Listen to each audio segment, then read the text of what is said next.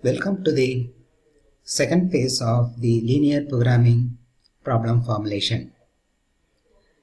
This second video, we are going to look at the same product mix problem and we are going to learn how to identify the constraints in a particular problem.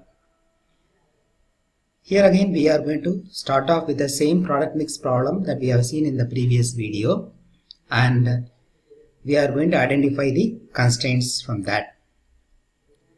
Now to recap the problem as it appears on the video also, I'll recap on that. A manufacturer has two products A and B. Two resources are needed, R1 and R2, to make product A and B. Product A requires 1 unit of R1 and 3 units of R2.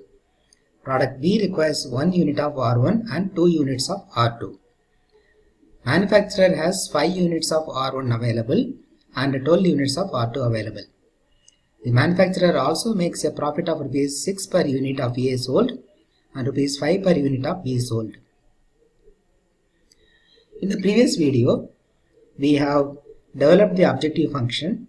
How we have done that is, we have identified the objects of interest, which is A and B, and the variables of interest, which is the quantity of A and quantity of B to be produced, and the coefficients, which is in terms of the profit per unit of A and B, which is 6 and 5 respectively, also have been called out, and we have developed the objective function to be maximize Z is equal to 6A plus 5B.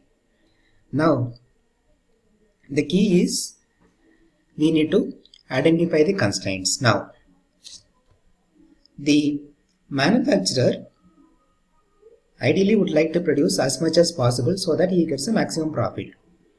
But in this problem, as you might see in the real life also, we will always face some constraints with regard to any objective. Here also we have some constraints. That is what we want to identify. And to help you, we'll give some hints in terms of what kind of things to look for when you are looking at constraints. Okay, we have some keywords we can use for identifying constraints. Some of the keywords are availability, resources, at least, and demand to be met. Some of the keywords that you can look so that you can identify those constraints.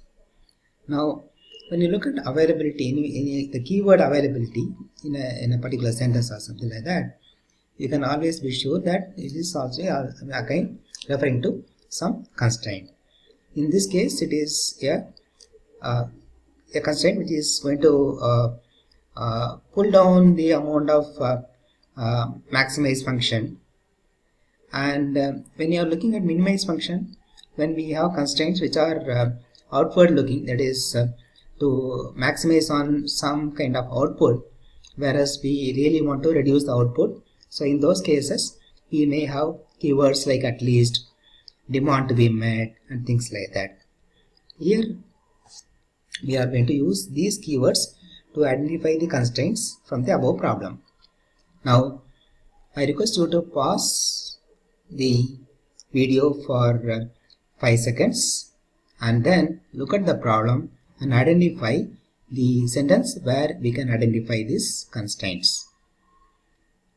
Okay, now I hope you would have seen where the constraint is, and yes, to be sure, wherever we have the word available, that is the thing that is going to look at the constraint. Okay, yes, here is this sentence which is what we are identifying as the constraint. Okay, okay. Now in the next video we will look at how do we transform this sentence into a constraint and constraint function as a equation, and then from that we can look at how to do the solution also. Okay, thank you.